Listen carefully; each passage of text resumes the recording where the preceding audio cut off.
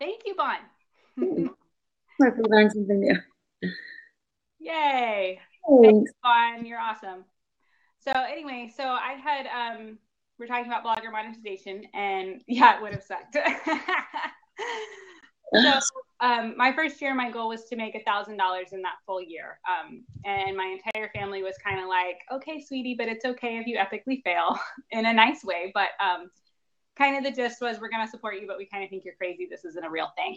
Um, and so I was getting like 200 hits a day on my site, pretty, decent, but small, on the definite small side. And so I focused on building my site first for the first 6 months of the year. And by the end of the year, I was making $1,000 a month, which was enough money for us to get a down payment on our house and just really changed our lives, which has made me really passionate about helping other people learn to monetize their blogs, because it is life changing, whether you're a mom who wants to stay home with her kids or you just need more money, like whatever it might be.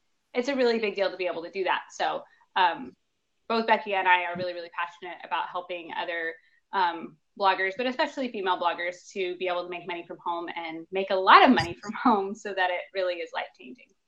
Yep. And mine, I started blogging. So like the funny thing is, when we had our first son, I had started a blog that I didn't know was a blog about saving money.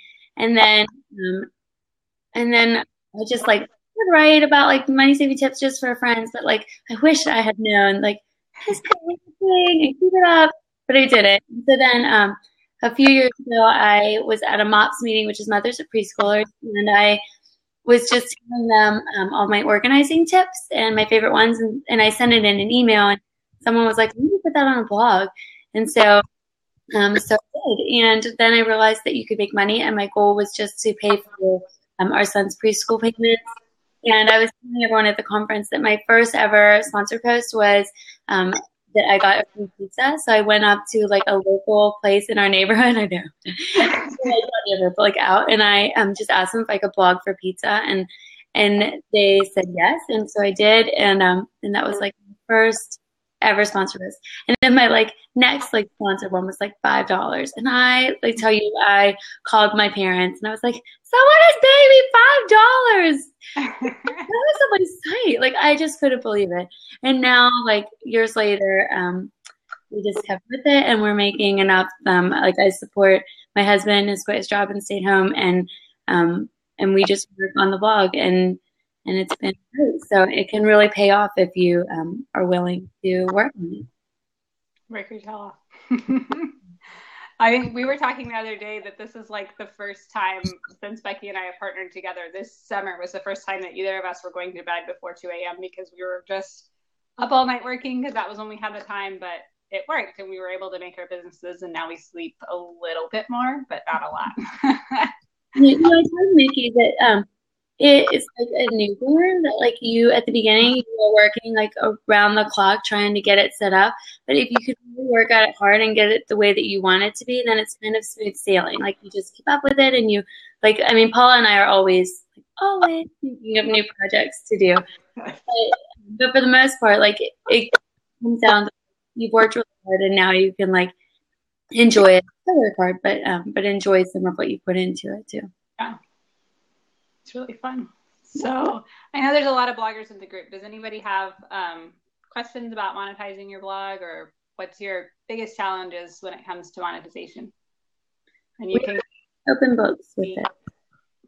Yeah, one of the reasons we became partners is because we were both wanting to talk about money, and it was an awkward, taboo subject, and we just made it not awkward between the two of us. Mm-hmm. And so, yeah, you can really ask us anything about that stuff, or just how to do it and do it good. So you can ask questions in the comments and we'll read them, or you can try to join and your little picture will pop up. Let's see, Bob says biggest challenge, which to pick, and how to keep focused without getting excited about all the others. Are you talking about projects? So there's two ways that I look at picking projects, and it kind of depends on what your personal goals are. So if you're really passionate about your topic and about math, so you might put more weight on a project that might not necessarily make you millions, but it's going to really, really help some kids and it will help them enjoy math. Or you can look at which one of these is going to make me the most money right now. And something Becky and I have been talking about when choosing a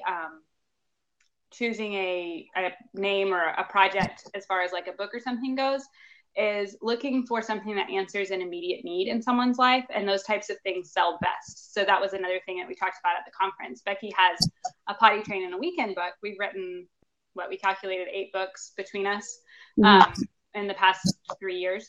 But Becky's potty training book is by far the best seller. And then under that, I would say is probably our Blogging on the Side book. And both of those books answer immediate questions that people need answers to right now. And they're also not afraid to ask those questions. So the Becky's Declutter Your House and Save Money books, they answer questions, but at the same time, there's not an urgency to them as much as there is to potty training and as much as there is to monetizing your blog, which is what our Blogging on the Side book is about. But also, it's like people aren't afraid to admit that they have a problem potty training. Whereas, you know, I'm like disorganized. If you saw the rest of this room right now, it's not a very organized room, but I might not be willing to admit even to myself that I'm disorganized enough that I need to buy a book about that. So it's kind of finding that balance between this is what my readers need, but this over here might be what they know they need.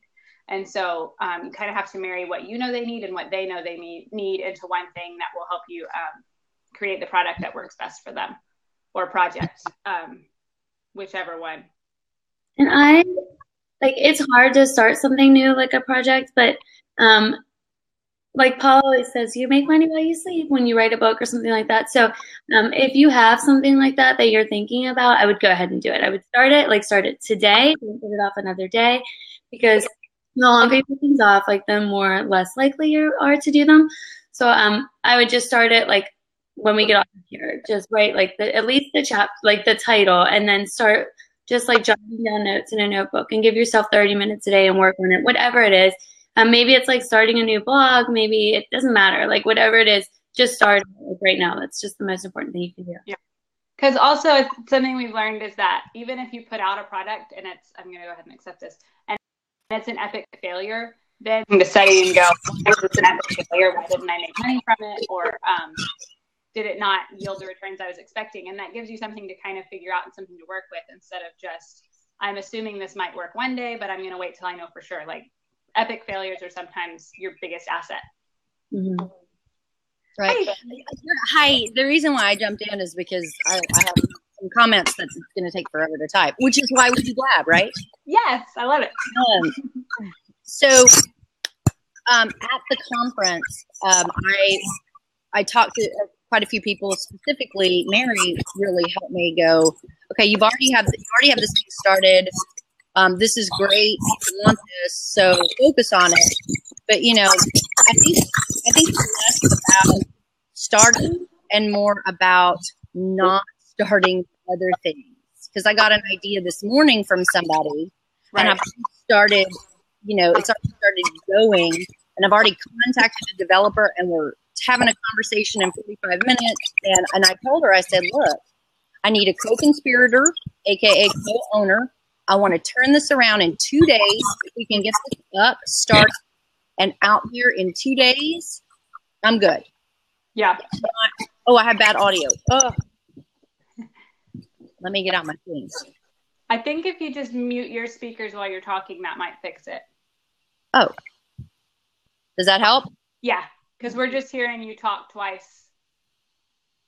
So that's kind of weird because then I have to talk and then go off. Yeah. Okay, great. So you're asking kind of how to prioritize your projects, I guess?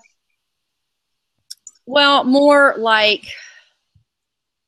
I guess how to prioritize, but mostly like you feel like you don't want to let those other ones go, but it's almost like as soon as they come around, you're like, but that one's better than the one I've already started. And right. So, you know, it just makes me nuts. I was just telling another friend, I was like, I have so many ideas. If I just had the time to do them all, it would be fantastic. I just don't. So like what I do is, if it's a book or something, I like that project can last me. Look, I'm like doing this, but you can't even see it. that project could last me like several months before I get it out. So like I know books that I want to release already for like the fall next year or spring. Paul and I are working on one that we want to release at certain times. So like I just know like I have to do those at a different time. But then like if a new idea pops up, then I do what you do. Like I just try to like knock it out as quick as I can, get it done. So like I wanted to start like another blog. So I like bought the domain name, gosh, a while ago. But then like yesterday I contacted a designer finally and I was like, let's do it. So I'll probably like have to set aside a couple hours in the early mornings of like 1 in the morning to like just do that. And, like my best tip is to, and this probably isn't like an issue for you, but like if it is for anybody, like do not get on any social media at all if you are trying to do something like a project. So like if I'm trying to work on a sponsor post or a book or whatever it is, like I just completely stay off of Facebook. I like won't have my won't have it anywhere. And like if someone needs me, like Paula would know like just to text me because I just can't. I can't be like trusted to not like comment on someone's picture or like pin that really adorable thing. So the best thing for me is just to be like completely focused. Like for 1 hour, I'm going to devote myself just to this project, and like the odds of me getting it done are so much better. So much better. Yeah, I think we just kind of I do mental editorial calendars of like some of them are going to have deadlines. Like if you're writing a Christmas book, obviously that needs to be your first priority. Right, Becky? We've been talking about doing a Christmas book for like months and still haven't done it yet. But that would have made sense to do before some of the other things. And so it's just kind of like the progression of which of these projects will naturally lead into another one, which ones will give me like maybe doing a few smaller projects can give you more credibility. So when you launch that bigger project that you're really, really excited about, more people are going to be there to be excited for it. So it's just kind of figuring out your audience and which way to go with it. You know, I think too, one of the things that helps me is knowing that every time I have a project or a project idea, I put it over in Evernote. Now, you know, I've got like 12,000 notes in Evernote, but I know it's there somewhere. Right. So it's a little bit more comfortable to know that, you know, it's not a project idea that's gone forever. It's a project idea that got put on hold, but there's still constantly a struggle of, I mean, it's just the second guessing. And I think that's just the case with everything, you know, should I mow the lawn at this level or this level? I don't know, you know, whatever. I'm just looking at the grass. So, yeah. I have so many projects that I have like half started that I just need to like find a time to finish them. It's just so hard. It like really, like I always am like, if I could just get like this whole weekend, I could get everything done. But I can't because by the end of the weekend, I've caught up. But then I can't like start on those new things that I want to do. So I just feel like, in mine really, like until the kids are like all in school 100% of the time, I feel like I will not have time to do that. For 100%. I know. Well, like now they're like till noon, and then I like. It's just funny. Boarding school. You know, I just got like the biggest gift ever, apparently. I got fired yesterday, so I now have. I got time. Yes. Only bloggers are excited about being fired. So you really could now. You could like really devote yourself to doing a lot of stuff and educating yourself. I feel like like if I can educate myself for like at least a half hour a day, I probably spend way more than that. Just looking into things and trying to figure things out and like studying things and analyzing things and taking courses. I do a lot of that, and I feel like it's really helped because everybody can tell you something you don't know. Like we didn't know that we weren't recording. I mean, you always are learning different things. So I feel like it's good to just really dive into the education part of it. Right. Okay, I'll jump off and let somebody else jump on. Thank you so much. All right. Okay, I'm going to back up and try to, I think you have to kick her off, right? I'm going to jump back up to the top. Okay, so Amazon affiliate links, yes, we use those all the time. They're wonderful. You can put them in all of your posts. Like if I'm doing like my weekly menu plan, I might put something about like, I love this spice and link to that spice, or I love using these these dishes and link to those dishes. And then I also put an Amazon link on my Facebook page in the morning. And then in the afternoon, well, 11 o'clock Eastern Standard Time, I promote a blogger's book or something that a blogger has done that I have an affiliate link for. So it's been like my way to help them, but I'm also making money. So, but we both are very big on affiliate links and things like that. Hippie Homemaker just said affiliate links are how I make our household's main income on my blog. That's awesome. Perfect. That's awesome. How are you doing that? Like what we said? Are you? Sorry, I'm trying to put my headphones in. It's all good. Can you hear me? Yes. Perfect. Okay. So yeah, I just shared that earlier because you never know when someone's going to click, from something you shared years ago or months ago or in your sidebar. And like you girls mentioned in your session, you never know what they're going to buy that could produce more income than you were expecting. You might share something that's $5 and only get 50 cents for it, but they might buy something for $2,000 and then you get $20 or $200 from it. So, yeah. I think it's really great. I love it. I love to share some like funny things or things that I think, like if I read the comments on things and they're like crazy comments on Amazon, and I'll be like, check out the comments on this one. And then they're clicking to that. And if they buy something while they're there, like, yeah, I get money. And if they buy something later, I still get money from it. So it really works out. Absolutely. Balance. All right. Well, how do I get out of here? I'll ask you. Yeah. Thanks. I'm Okay. There you go. Right, I also feel mean at like having to like kick people out, like like ask them to leave quietly or something. So what? Go ahead. What are some tips and tricks to get enough page views to be big enough to be qualified for sponsored posts? They're really so like if I had to pick like a magic number, a lot of sponsored posts. I've just noticed this over the past few months. A lot of them will not even let you apply if you're under 20,000 page views. I know that. That's per month. 20,000 a month. Yeah, per month.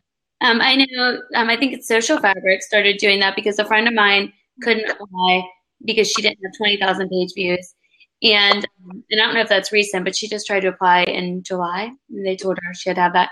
And then I know a few other ones that I'll get emails about that when they say it'll say like you must have 20,000 page views. So if I was reaching for a number and I was starting, that's the number I'd reach for. But I'll say I had sponsored posts when I had 5,000 page views a month. I mean, you can reach out to brands directly, or you can apply. There's a lot of different ones. There's Sverve, SVERVE, like Mom It Forward. There's Isaiah. So many of these business affiliate.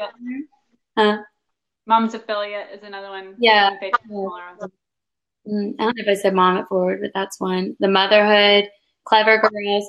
So all of these are different ones that I know. Massive Play with Six Girls. They want bloggers. They're willing to write, and sometimes it's not about the page views. It's about the interaction that you get. So while Paula and I have like kind of magazine-ish, but still personal, like where we write things that we think like you wouldn't necessarily have to be a reader of our blog to understand what we're writing about. Like it's not like, well, you saw what I did yesterday and today I'm doing this. It's more just like, here's a great tip that we want to share with you. And so those do well to bring in page views. But the kind of like when we do our ones about today we did this and we saw this happen, those ones do really well for engagement and people writing comments. So and brands are looking at both of those things. So just because you might not have a lot of page views doesn't mean you can't still get sponsored posts. Okay, she says, oh no, I meant how do I get up to 20,000 page views? What are some tips for that? So writing. And stuff. Work on Pinterest. If I was a new blogger, which I was, Pinterest, I've got 90% of my traffic from Pinterest when I first started blogging. Because I'll see with Mickey, my husband, if you guys don't know, is a blogger at Your Modern Dad. And what I do with him, because he just started maybe 6 or 7 months ago, is I see him getting frustrated because Facebook is not doing what he wants it to do. So then he's like, well, but my stuff's not sharing on Facebook. And I was like, you have to be on Pinterest because you can pin to those giant group boards where people are following. Like you have 300,000 followers on this group board. So pin to the group board, like try to join it. And you can join it by like writing a comment to that person, writing like, I really love your board, would I be able to join? Or if you have their email address, email them. But I would pin, I would do those linky parties like I had mentioned yesterday in our Facebook group. So like yesterday, if you go on my blog right now, there's one live on Your Modern Family. But if you see this in a couple of days, it won't be live. So you have to search like fun food or something. But it's a linky party. And when I first started blogging, I had a notebook. And every day I had 7 like different pages. So on like Monday, I would write like 20 different linky parties that I wanted to join. Tuesday, same thing, Wednesday. And every week I would share the same link in all of those. So I was doing like why kids go to bed 7. I shared that in all 20 every day. So that if Paula was on the same linky party, she would see my image in every single one. And like probably curiosity would get the best of her and she would click it. And so I just found like that was really helpful for me the first year that I started blogging. I did it all. I'm pretty sure that's how we met, isn't it? Probably. And yeah, because we had them. I remember we had that like long ago. Yeah. And so, but I like now I don't do them much anymore. I thought about starting them again. They're fun. I don't know, like you can see other people's things. But now I host that one on my site Tuesdays at 6:45 Eastern Standard Time. So all you would do is like go in, put your link in there, and then it would pop up your post, your URL would like pop up with your picture on my page. And if they're doing a linky party with other people, like Paula and I used to, and like this new group I'm doing it with, your post now is on all of our blogs. So anybody that comes to our blog and looks at that post gets to see your and then the next week, the bloggers will take those things and usually do like a roundup or something. So your blog has then a chance of being put into the post as a featured post. So it's really good if you're trying to build up your page views. Yeah, those are great. And it's just kind of like because social media is great and you want to really work on building your social media and your newsletter list so that you have those long-term readers. But that takes a long time. So it's kind of about leveraging other people's platforms to your benefit by the group boards on Pinterest. Like somebody was asking how you find those. There's a site that if you search on our blog, businesstoblogger.com, there's a search where to find group boards on Pinterest. And there's a site, I can't remember the URL to it, but it literally has every group board on Pinterest on there. And you can search by category and by followers, all these different things. And then you can just kind of click through and start asking to be added to them. Or if I know like a blogger that I really like I might go to Becky's site or Becky's Pinterest dashboard and look for the little group board symbol and then click on those and ask to join those, either ask her or the owner of the board if it's not her. But I know like Becky and I have similar niches. And so I might go look on her Pinterest boards for some group boards too.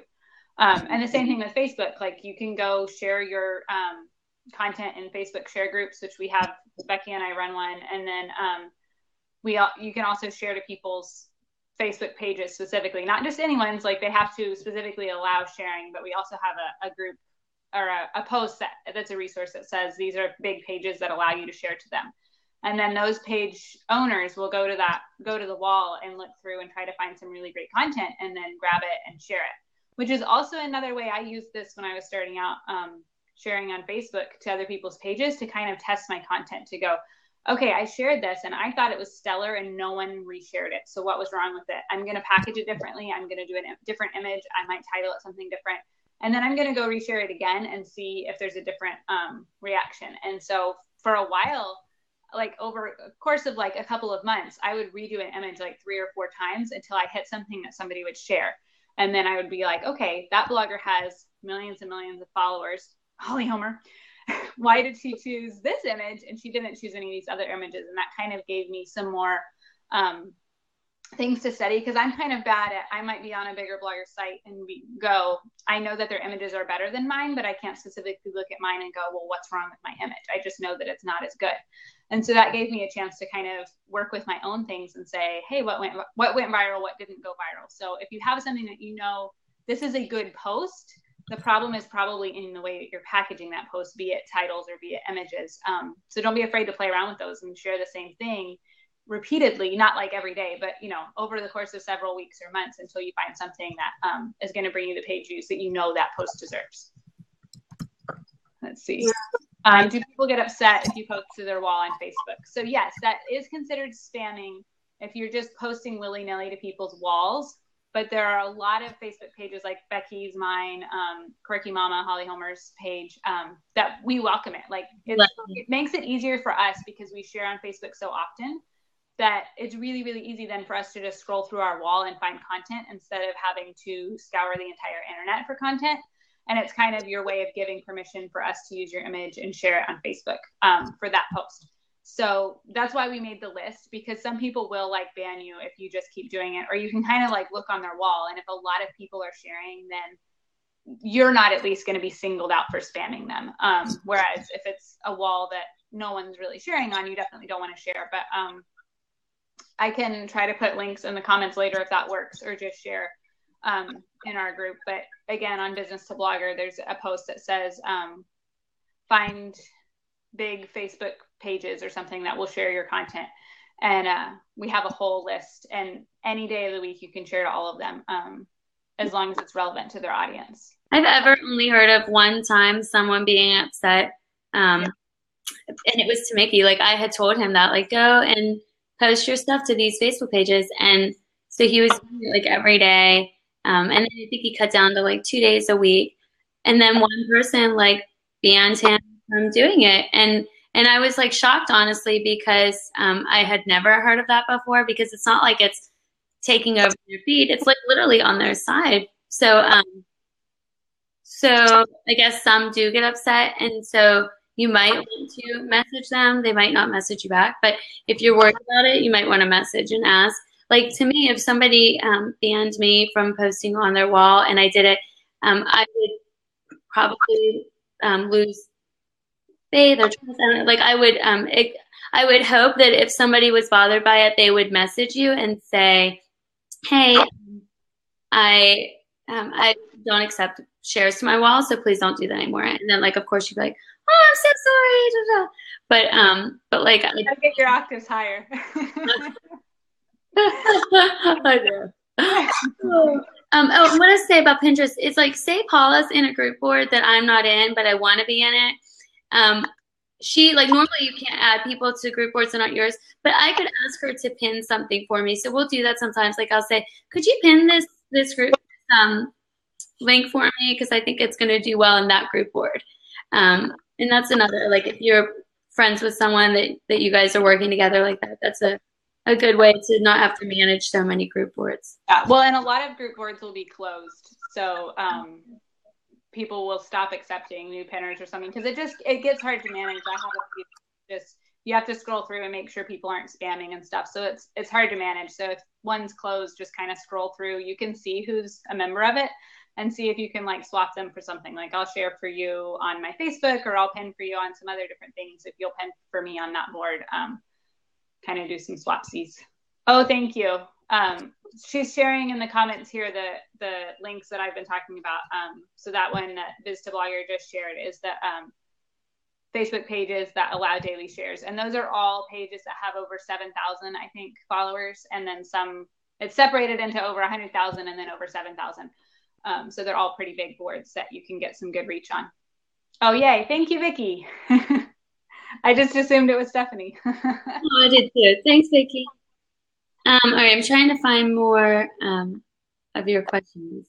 And the other link that we were talking about, I don't know if she was in here, was for finding Pinterest group boards, if you can find that link. I don't remember exactly what the title of that post is, though. Thank you. You guys want to ask another question? I'll give you while you're waiting, I'm trying to think of a couple other things that we wanted to talk about. So, okay, we went over sponsor posts and we went over affiliate. We can jump back to sponsor posts for 1 second and talk about what a sponsor post would look like that would make other brands want to work with you. It would not look like a review. we do not get much sleep. Like I get maybe 4 to 5 hours a night, but I'm okay with that. Like I've just learned that like my body is okay with that. Yeah, like maybe like the morning till 7 in the morning is that's my like normal sleep. Yeah, Paula's like, wait, it's not getting. I was up till 4 last night, but I wasn't working. Yeah, you know that. You had a good time. Yeah, it's probably not normal. My goal was to use the preschool hours to work, but I found that I don't know, I guess I like give myself more work or something, but now like I do use the preschool hours to work, but then I still have a lot to do at night. So, okay, sorry that it keeps cutting out. So yeah, we don't get a lot of sleep. And I think it's normal for people who want to have really big blogs but don't want to hire out too much. So Becky and I could both hire out a lot more than we do, but one our main goals for our sites is to be a huge source of income for our families. We're both trying to pay off our houses in the next year or two, and things like that. So where we could be outsourcing a lot of our work to VAs, and we could be hiring contributors and some things like that most of the bigger bloggers do, we choose not to do that because we want to just kind of keep our income for now, at least until we reach, like, there's certain financial goals that I have. When I hit this, then I'll hire more people. Like I have 3 or 4 people who work for me right now. And I would give them more hours and more tasks to do if I wasn't trying to hit this financial goal by spring. So it's kind of a balance that you have to find for yourself and what's going to work for you. And I'm kind of used to getting no sleep. That's kind of been my life. I feel like I've just gotten used to it. Now, if I don't have a Diet Coke, then I am very, very tired by like 9 at night and like literally falling asleep on the couch, like telling Mickey, I think I'm going to go to bed soon. But Paula can attest to the fact that I try to go to bed 100 times and I don't. I just like keep messaging. Well, and also, I don't want this to be discouraging for people who yeah, it's whatever you want it to be, honestly. Because also at the same time, we each have like 3 to 5 sites. Like I can't even count. I don't even know off the top of my head how many blogs that I run or work for.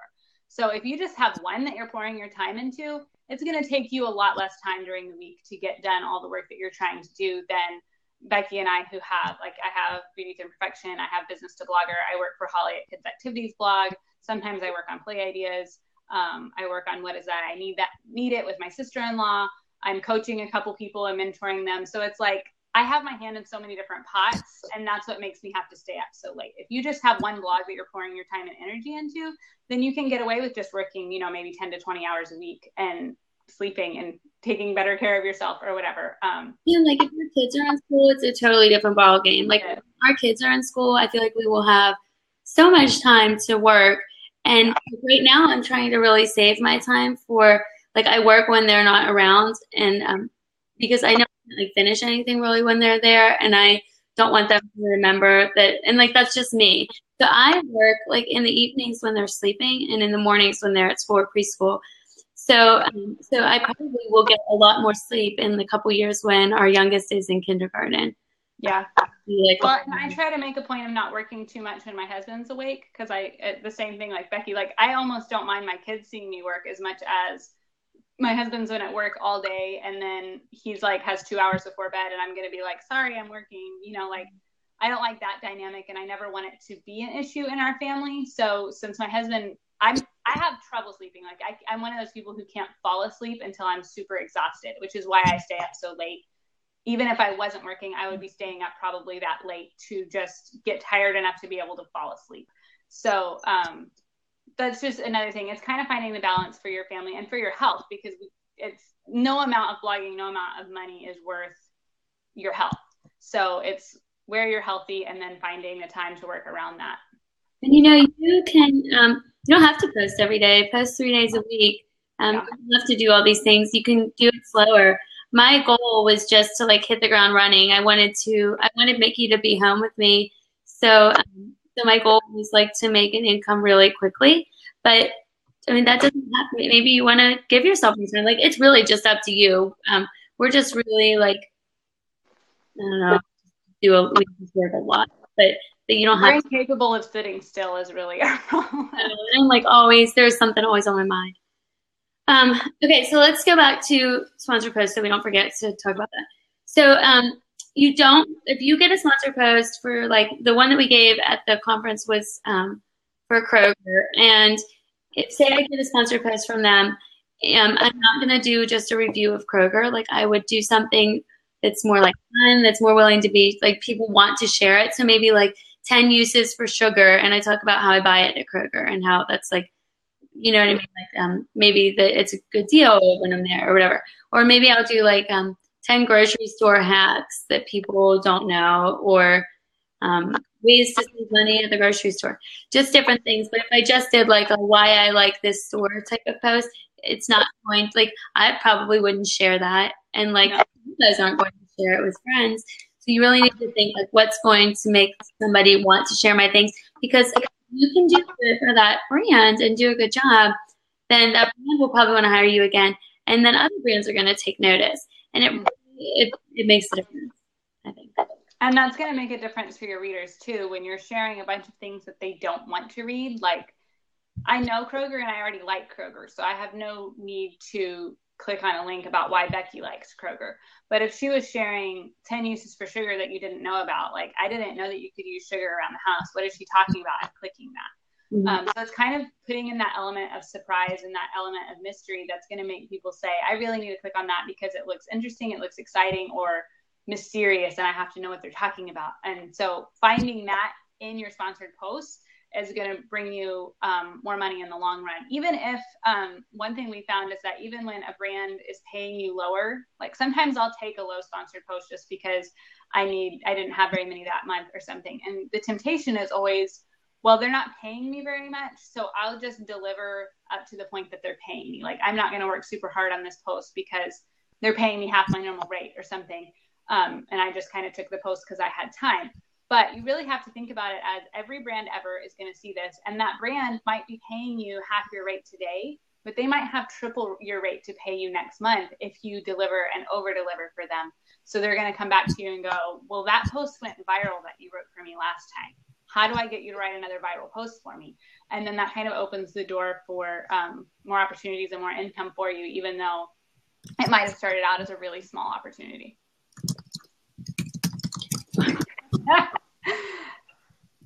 Mickey's out at the store getting stuff for one of his sponsored posts. Of course he is. Yeah. They had they said that it was going to be at one store, and we went to that store yesterday. And then they said, then we were like, okay, well, it's not there. So then we went to another store, and it still wasn't there. So now we had to go. Paula used to live here, so she will like understand. He had to go down to like almost to Charlotte to get. So like try to find like a specific store that just sells these things. So I just messaged him like over here, and I was like, please pick me up a Diet Coke on the way home. I'm tired. This is when it happens. Yeah. So we started making like our own iced coffee, but he said he didn't have any made. Because like sometimes that pick me up is good enough. Like I'm. Yeah. Okay, so. Does anyone else have any questions? I don't even know how long we've been on. I feel like it's getting close to an hour, but I think we have time for a couple more if people have. Anybody has any? You can ask us anything. Monetizing, blogging, ourselves. Aren't we interesting? Photos.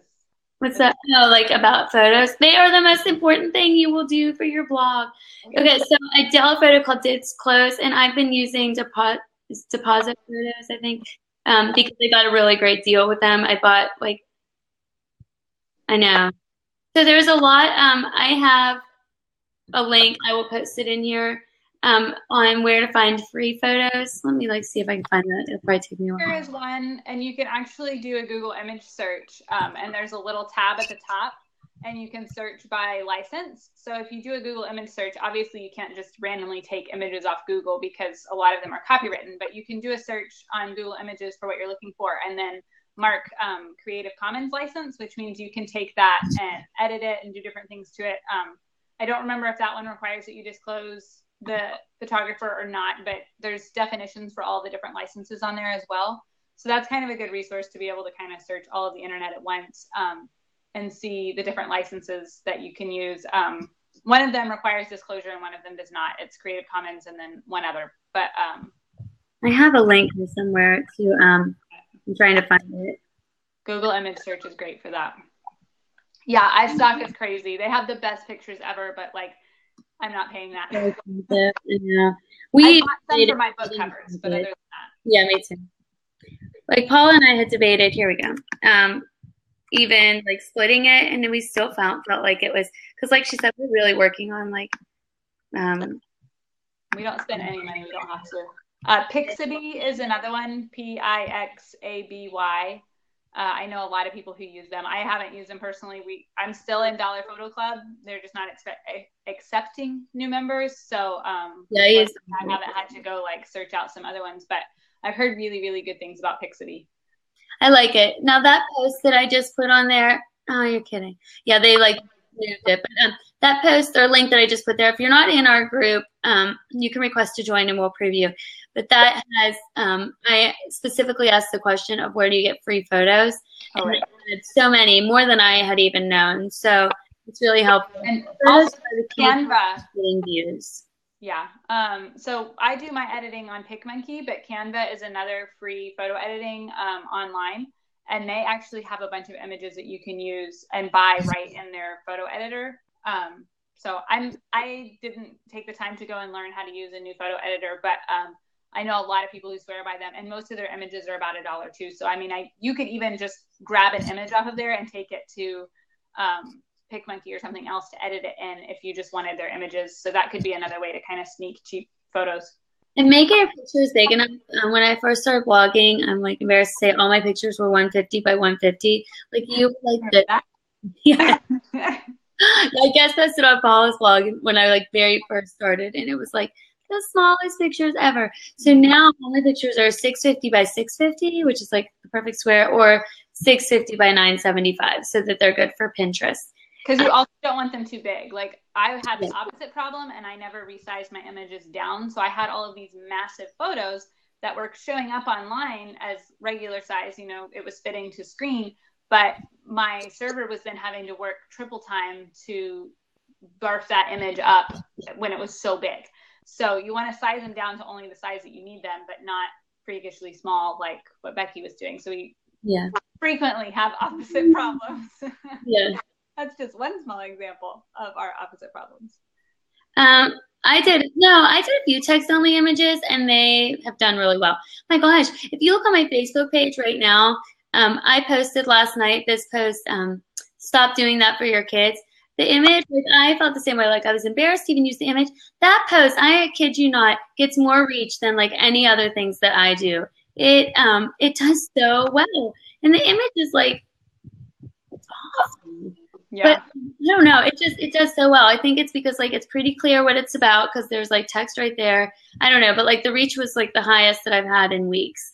Well, and something I've been noticing too, if you are running a parenting site in particular, I've been noticing that for a while, like about a year ago, and if you were in Kiki's session at BlogElevated, you heard her talking about this in relation to newsletters, but about a year ago, everybody started switching to stock photos, and stock photos became the end all be all. If you weren't using stock photos, your stuff wasn't getting seen. People weren't clicking on it. People weren't sharing it because it looked so much better. Right. So that's where it swung about a year ago, and maybe two, because I was at the tail end of that train because I was really, really nervous about being sued for using somebody's image. So I just got on that train way late. But so everybody swung that direction from the smallest of bloggers to the biggest of bloggers, and everybody was using stock. Well, now it seems to be almost swinging back. And I'm noticing that when I put a personal image, even if it's a really bad iPhone picture, like the other day, I just did an experiment, and there was this post that I wrote like 3 years ago. There was no image in the post. It was a rebuttal to a mean comment that someone gave me. Like it wasn't a spectacular post at all. But I had this funny picture that I just like took on my iPhone of my kid sitting on my shoulders, and she's going, ah, and I'm going, ah, because she was like pulling my hair. And I just uploaded that picture to Facebook, and I said, you know, a little caption about it and put the link. And that post got the best reach on my Facebook page that whole day.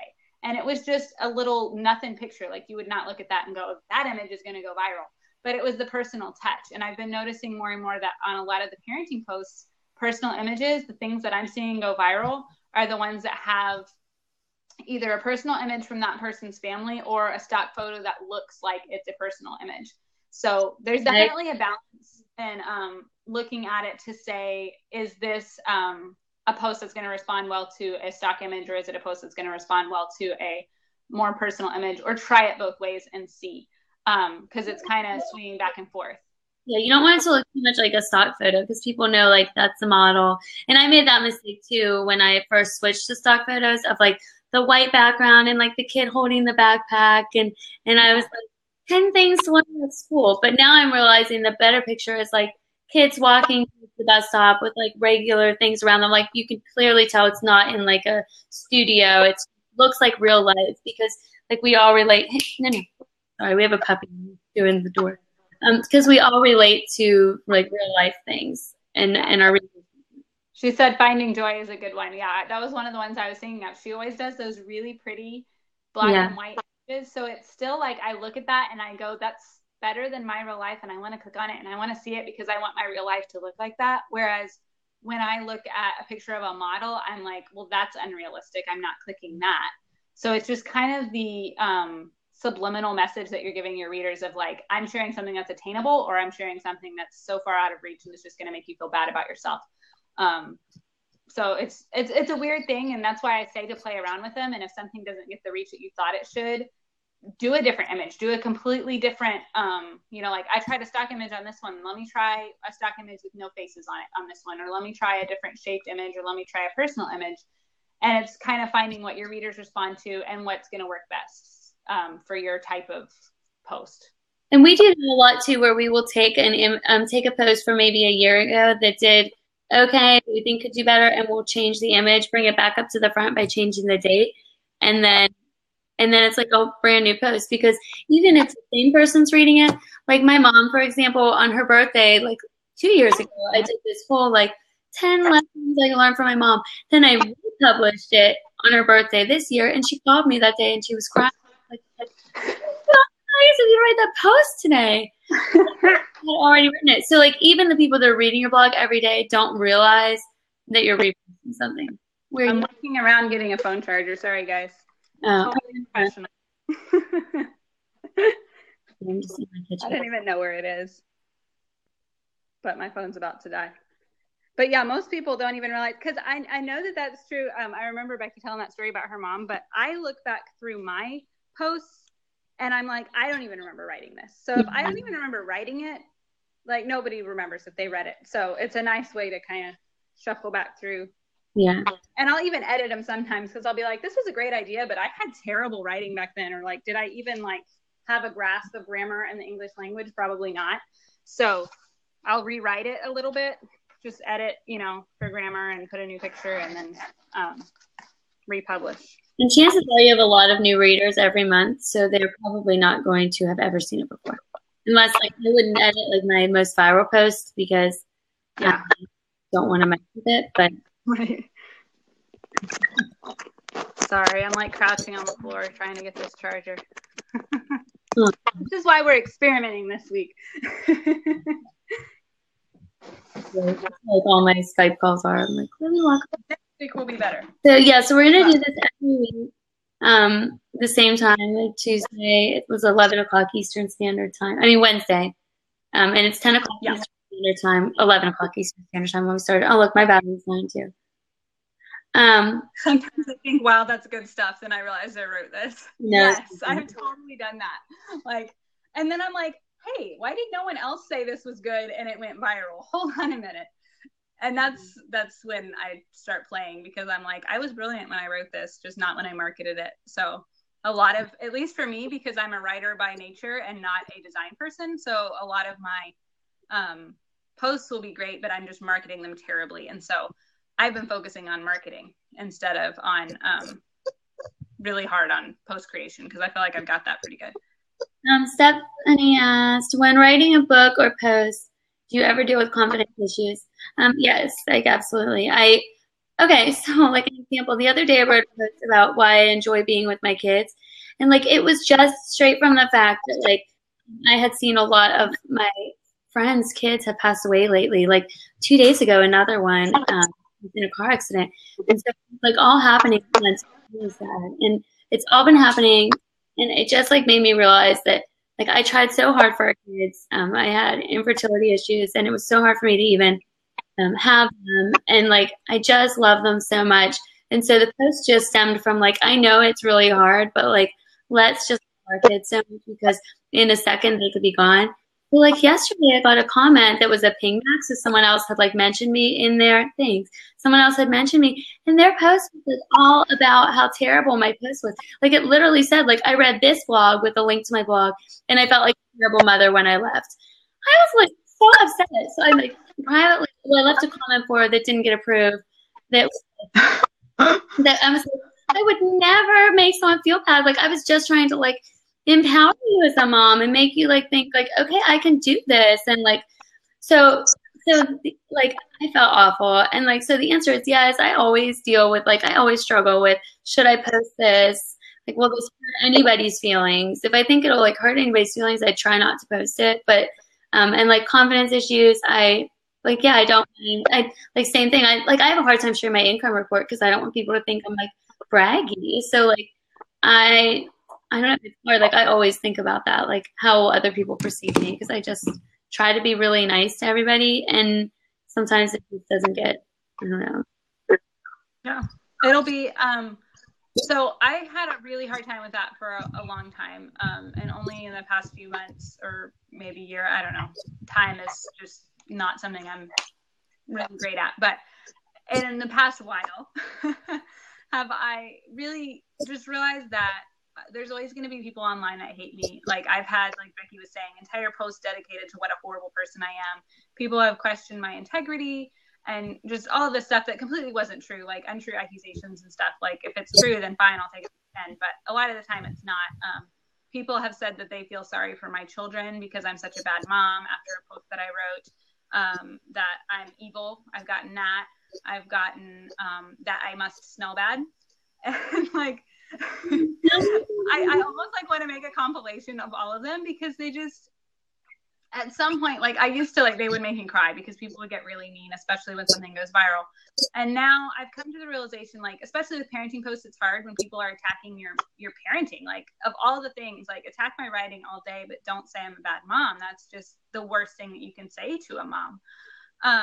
But I've just decided I don't really care. Like people can say positive things about me or negative things about me online, and it doesn't matter, because the me that they see online is not the real me. Like as much as I try to be authentic and I try to let my good and my bad show, I'm always going to show a better picture of myself online than I really want to. Or there's always going to be some or subconscious manipulative, like I'm going to show this bad part of my day so everybody tells me how great I am. Or you know, just as hard as we try to be authentic, they don't know us. They don't know our hearts. They don't know our real life. So any good thing and any bad thing that somebody that doesn't actually know you says doesn't really matter. So if my husband were to say, hey, you're really not being a good mom today, I would care. Or if my mother-in-law, or if a friend or something like that. But other than that, I'm really happy with who I am, and I'm really happy with my accomplishments. And there's a lot of things that I haven't accomplished, and there's a lot of things that I want to still write and still do and do as a mom and do in business. But it doesn't really matter because I'm happy with what I've done.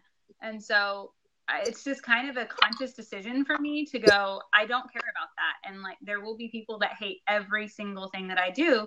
And as cheesy it is, it just matters that you like what you're doing and that the people in your real life like what you're doing. Like I have a rule not to, like Becky was saying, not to hurt anyone. And like, I have a really hard childhood that I write about a little bit, but I don't write about it a lot, just because even though the people that hurt me don't deserve it, I'm not going to write about them and slander them on my site, because it would hurt that one person, even though it would help a couple other hundred. Like it's not worth that exchange of I'm hurting them and helping them. Like it's always a helping. Like if you come to my site, everyone should leave helped. And some people will always say, you know, I did a bad job, or something was discouraging, and that's fine. But my heart is always to help people. And as long as I know that and I'm going into it with that, then I don't really care, you know, what other people are thinking about it. And that just kind of, it kicks the discouragement and the lack of confidence to the curb, because it's just going into it knowing people are going to hate you and people are going to love you, and the people in real life are what really matters. So someone just asked, did you ever go through a period where you felt like you would never reach your goals and wanted to give up? Yes, absolutely. I almost gave up on blogging and then why I stayed. So I will just say, yes, I almost gave up. I don't even remember, probably because it got so time consuming, because it is time consuming. I obviously am glad that I stayed with it, because now, like, it's like literally paying like for our house or cars for my husband's, like he works with me. So like the staying, look, now my battery just popped up. The staying was so worth it. And I think that there's a way to, you don't have to quit blogging if you're feeling like you want to give up, just scale back. So I take weekends. So like a week ago, we all went to New York on my blog, like not on my blog, but like a sponsor paid for it. And then in a couple of days, I'm going somewhere else with some of the kids, and then like for a sponsor thing.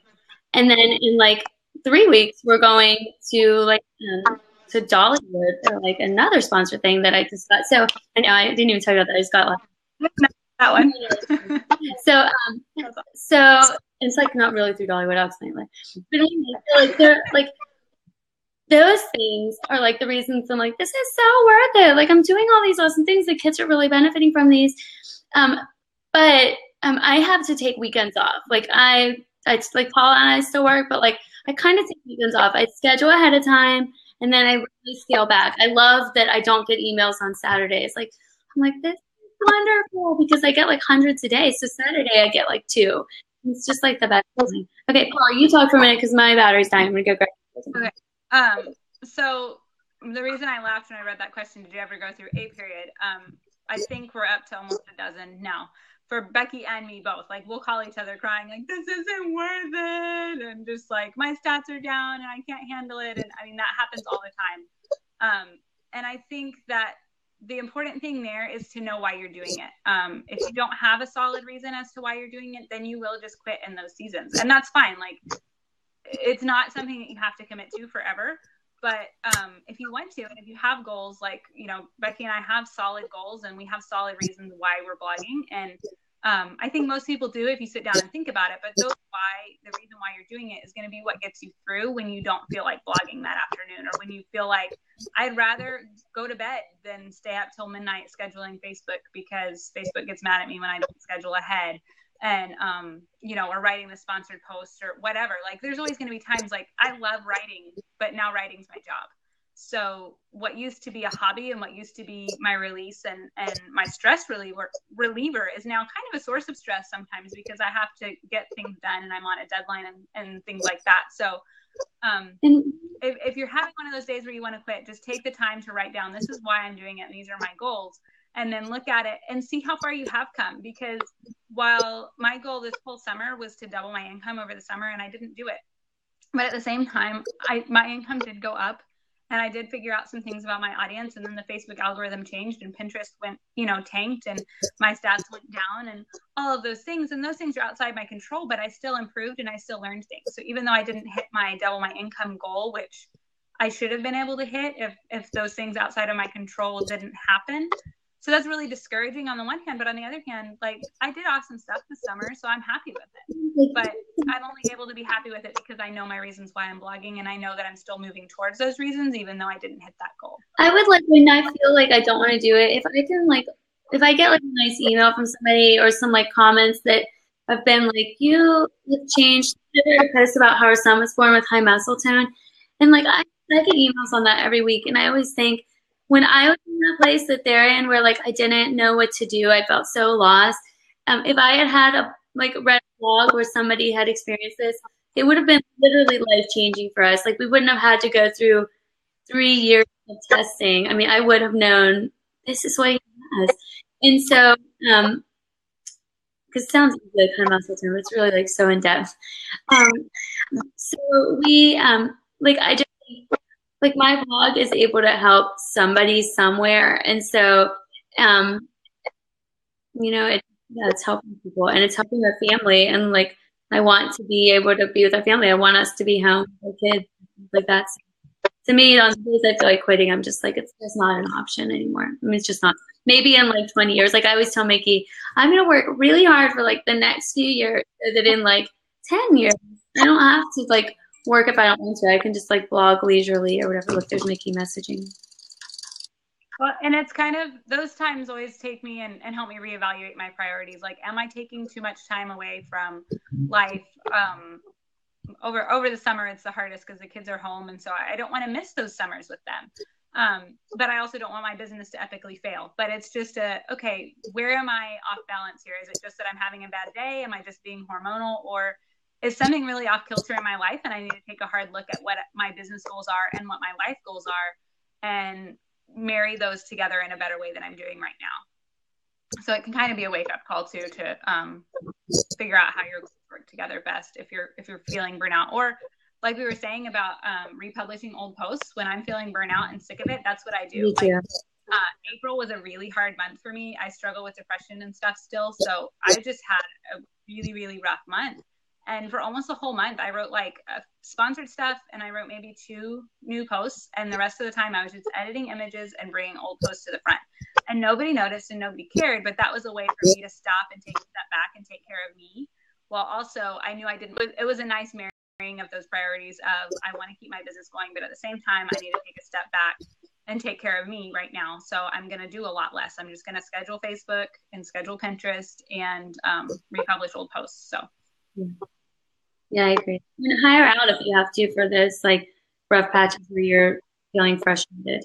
Yeah. We ask for, in the group that Becky linked to before, you can ask for guest bloggers guest bloggers are free. Contributors you need to pay usually, but you can ask for other people to post on your blog sometime. Like there's a lot of things that you can do to just take a breather while you reevaluate, like, are the reasons that I started blogging still my reasons? Am I still wanting to do it in this way? Have I reached my money goals and just want to blog for fun and what money comes in type of thing? Yeah. Any more questions before we hop off? Yeah. Thank you, Becky. Oh, my favorite ice cream is Breyer's mint chocolate chip, and it is so good. But lately, like, let me go show you. I eat so much ice cream. Oh man, I like anything with chocolate chunks in it. Like, just put a bunch of chocolate crap in there. I'm eating it. I don't really have a preference. It's like really good. So it's Blue Bunny. Oh, it is so good. It's frozen yogurt with caramel praline crunch, which I love. And oh my gosh, it's so good. Yeah. The other day I said to Mickey, he was going to the store, and I was like, don't forget to get more of the praline crunch because we went out. And I was like, I really need it. And he was like, do you really need it? I was like, yeah. Like this or mint chocolate chip. I'm good with like any of those. Yeah. I feel like I'm in Texas and I'm like honor bound to say Bluebell. But I just like it with stuff in it. And they haven't brought out back any of the Bluebell flavors with stuff in it yet. So Dutch chocolate Bluebell. For my birthday, my friend Hillary that has a blog, coalmine.com, she brought me over 2 things of like mint chocolate chip Bluebell. And I was like, oh, no, front porch. That's what it is. Or is it? Yeah, I think front porch. And I'd like never heard of it before. And I was like, oh my gosh, it was so good. It was so good. Yeah, they have Bluebell now in North Carolina. They didn't when I lived there. It's kind of stupid. I like missed out on it my whole time there. It was Blue Bunny, right? That I just showed. Yeah, it was Blue different. Chip. It's kind of so creamy. It's more almost European, kind of a mix between Bluebell and European ice cream. Oh, that was good. Okay, so follow us. I like wish I could tell you how to follow us. I'm sure you can figure it out better than I can. Maybe up at the top, so that you can see when we. Oh, can someone tell how to follow? I think you click our picture. Do you guys see all of our pictures up at the top? I think you click that and then click the follow button. Yeah, that would let you follow us on Blab, but our usernames are the same here and on Twitter. Or you can just join that group. If somebody could link to the Facebook group again, I'm on my phone, so it's hard for me to link stuff. So anybody can join that group, and so you're welcome to post anything at any time. We we have to allow each individual comment on the page, because in a lot of groups I was finding, especially big groups, we're over 4,000 bloggers in there right now.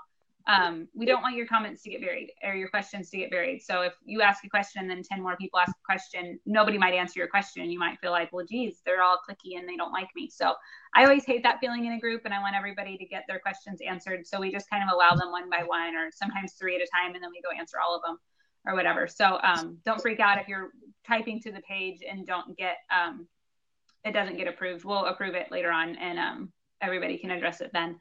But you can ask any questions in there. And our rule on self-promotion, if you have something that you want to promote, as long as it's in benefit to bloggers, specifically about blogging, then it's a free-for-all as far as promotion goes.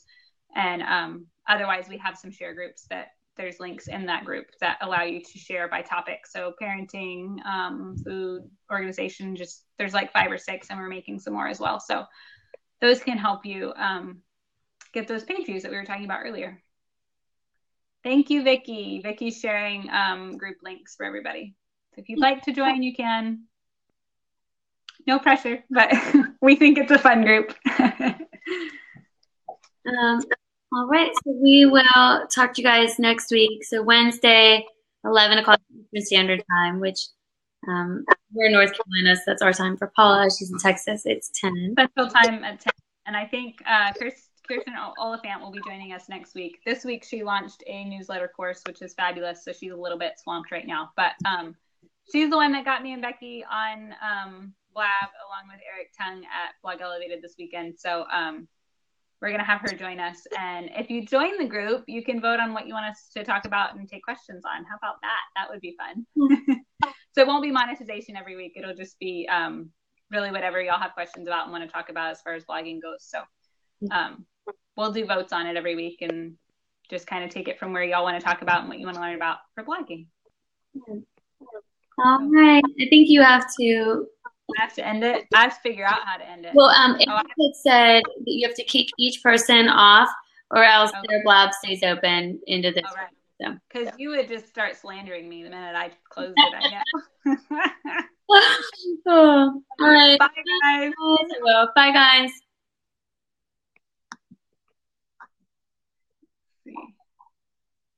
See.